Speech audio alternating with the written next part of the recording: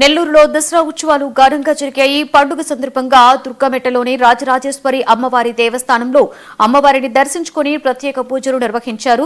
వేమిరెడ్డి ప్రశాంత్ రెడ్డి ఆలయానికి వచ్చిన ప్రశాంత్ రెడ్డికి పూర్ణ కుంభంతో స్వాగతం పలికారు.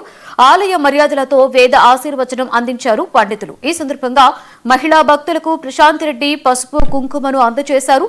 ప్రజలందరికీ విజయదశమి శుభాకాంక్షలు తెలియజేశారు. రాష్ట్ర ప్రజలందరూ విజయదశమి శుభాకాంక్షలు తెలుపుకుంటున్నాను. ఈ రాజరాజేశ్వరి గుడి వచ్చి దర్శనం చేసుకోవడం జరిగింది. అమ్మవారి ఆశీస్సులు రాష్ట్ర ప్రజల మీద అందరి మీద ఉండాలని, అదేవిధంగా మనం ముఖ్యమంత్రి చంద్రబాబు గారి నాయకత్వంలో రాష్ట్రంలో ఉన్న ప్రజలందరూ సుభిక్షంగా ఉండాలని, పాడి పంటలతో అష్టైశ్వర్యాలతో ఆయుర ఆరోగ్యాలతో ఆ అమ్మవార్ల అష్టలక్ష్ముల ఆశీస్సులతో అందరూ బాగుండాలని చెప్పి అందరూ అమ్మవారిని దర్శించుకోవాలని చెప్పి కోరుకుంటూ ధన్యవాదాలు.